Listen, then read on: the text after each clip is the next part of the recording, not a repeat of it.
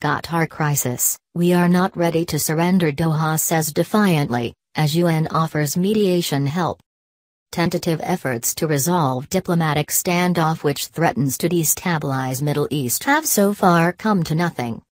The foreign minister of tiny embattled Qatar has reiterated the country will not compromise its independence even if it would mean an end to the growing diplomatic spat which has seen it become increasingly isolated by other Arab nations.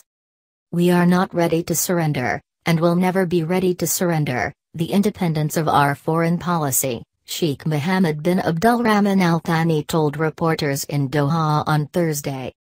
The dispute between Qatar and its neighbors is threatening the stability of the entire region, Sheikh Mohammed bin Abdulrahman continued, adding that Qatar was still looking for a diplomatic solution to the crisis.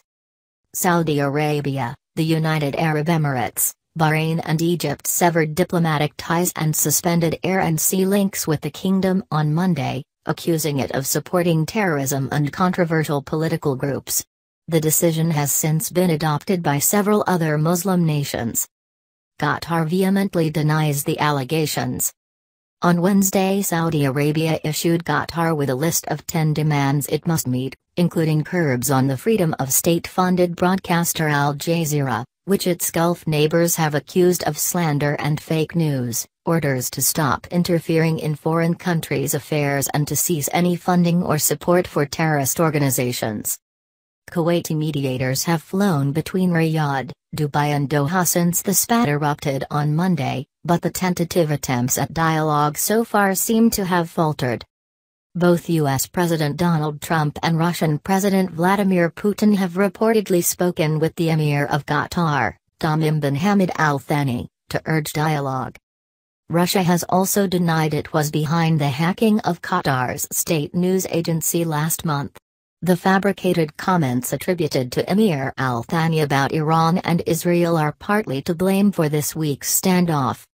UN Chief Antonio Guterres waded into the crisis on Thursday, saying his office was ready to offer diplomatic support to avoid escalating tensions.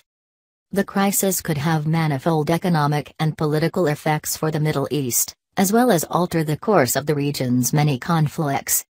The closure of the tiny energy-rich kingdom's sea, land and air borders with its neighbors has effectively left Qatar under siege.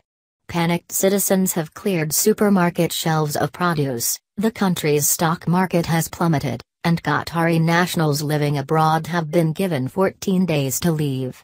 Several countries have now recalled their diplomatic envoys from Doha. Iran has said it is ready to help Qatar with food and other supply shipments if necessary.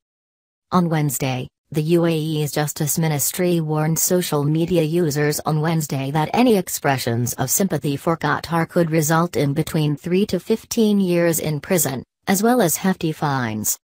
Bahrain has warned its media outlets, already subject to heavy state scrutiny, that any organization which publishes or circulates anything that condones or justifies Qatari policies by any means will be held responsible, without elaborating.